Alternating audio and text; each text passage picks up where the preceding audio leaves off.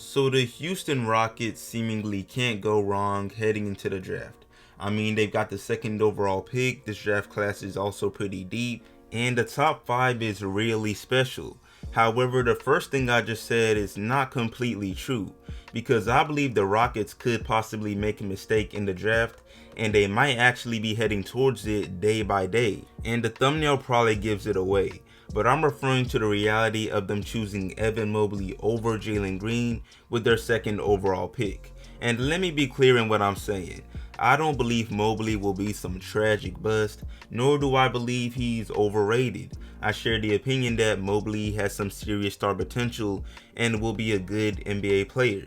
But see, the issue is, I see Jalen Green becoming an even better NBA player, and I believe it'll start from day one. Like, if I had to bet money right now as to who wins the 2022 Rookie of the Year, I'm choosing Jalen Green 9 times out of 10 instead of Mobley. And I'm pretty sure I'm in the majority in saying that. But it doesn't seem like the Rockets feel the same way, and they might just draft for fit instead of talent. And you know, depending on the situation, that makes sense. But not in this scenario when you're dealing with a prospect like Jalen Green. Recent history proves it, but we'll get into that later. So yeah, today we're gonna look at the case for both Mobley and Jalen to the Rockets, and why Jalen Green is ultimately the way to go in my opinion. But real quick before I move on, what's up YouTube? Plug Speaks back with a vid. If you're new, first of all, welcome. Go ahead and sub. Also like the vid if you enjoy. I upload 3 to 4 times a week, and we are currently grinding for 5K, so I'd for sure appreciate it. But back to the vid though. So again, Evan Mobley makes the most sense if we're strictly talking about the fit, because the Rockets don't have depth or great defense at center. Now they do have Christian Wood, who has shown a lot of all-star like flashes throughout the past year, but he's ultimately much better offensively than he is defensively. And we can't say the same about Evan Mobley. I mean, we could go on and on. He averaged 3 blocks at USC, he won Defensive Player of the Year, and he can guard pretty much every position, and the list goes on. Now, we don't really know how this defense will translate to the league, where his opponents will be much more physically dominant, but there's plenty of reason to be optimistic based on what he showed in college. So yeah, I get it. Choosing Mobley just makes sense as far as the fit.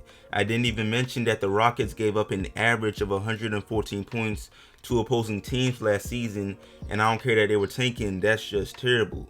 So yeah, Mobley would help fix that. Now, pretty much everything I've said so far really contradicts the title, y'all, I'm well aware. But here is where things take a turn, because there are certain situations where the talent is so great that you shouldn't lean towards the fit.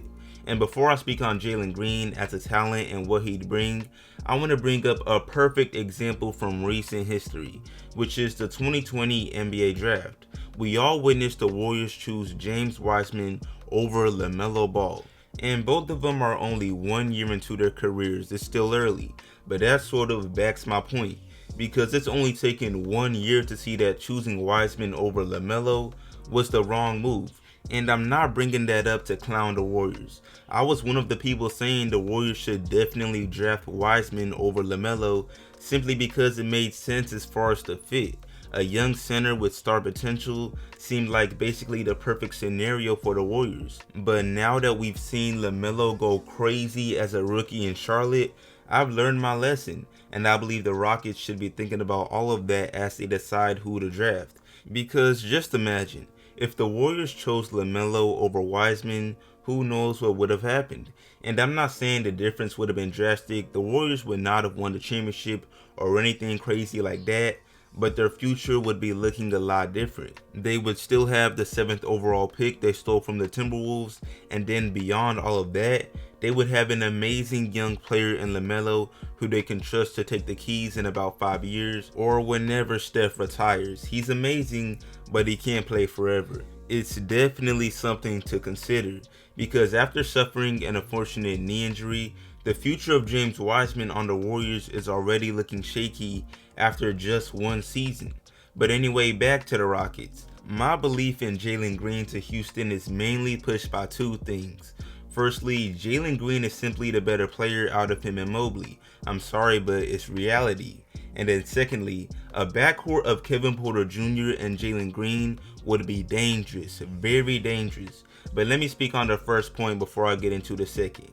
So yeah, I think Jalen Green will be a better NBA player than Evan Mobley. Like, Jalen isn't seen as a generational talent as a joke.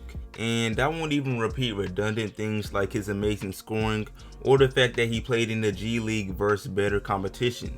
I don't really need to bring up any of that because, y'all, there's so many other reasons. For instance, the NBA today is the scorers league. The best players are usually also the best scorers. And the defense and playmaking of guards isn't nearly stressed as it probably should be.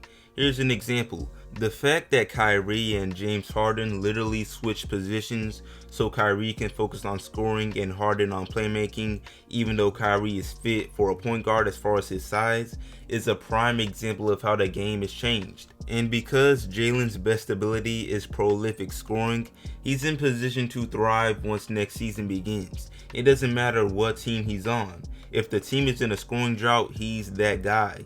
He's a legitimate 3-level scorer that will draw buckets from anywhere. But we already knew that. Now moving on to the second thing I brought up. A backcourt of Kevin Porter Jr. and Jalen Green would be very dangerous. And let me praise KPJ just for a moment, because even though he literally dropped 50 points in just his second year, he doesn't have much buzz outside of course, Rockets fans. And it's crazy because his career really almost ended just as fast as it started. Because as some of us may know, after getting picked by the Cavaliers in the 2019 draft, his rookie year was pretty average and ruined by the COVID situation. And then at the beginning of this season, reports came out that Kevin Porter Jr. was a problematic teammate and causing issues in the locker room, which put him in a very vulnerable situation, because even us fans should know. There's more to being an NBA player than being amazing at basketball. Obviously, you've got to be able to put the ball in the hoop, but you also got to show a level of discipline and professionalism, at least if you actually want to have any sort of longevity in your career. So for these reports to come out in just KPJ's second season, it made him look terrible, and they made him earn a spot after getting traded to Houston. He spent some time in the G League bubble, went crazy and balled out while he was there, and then after returning to the real team, he just took off. And his final sophomore stats wound up looking pretty good. I mean, who would complain about 16.6 points, 6 assists, and 4 rebounds on decent efficiency? Again, who would complain?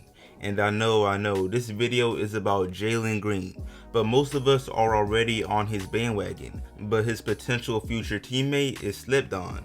And if I'm the Rockets, I gotta at least try and see if this duo would work and how dangerous they could be. Like, the chance at landing Jalen is right there, and Houston should not pass it up. But anyway, that's pretty much it for this video. Y'all let me know how y'all feel about the Rockets and what they should do with the second overall pick. Do y'all agree with me, or do I just sound stupid? Let me know down below. And I appreciate y'all watching. As always, like this up, share it, sub if new, all of that, and I'm out.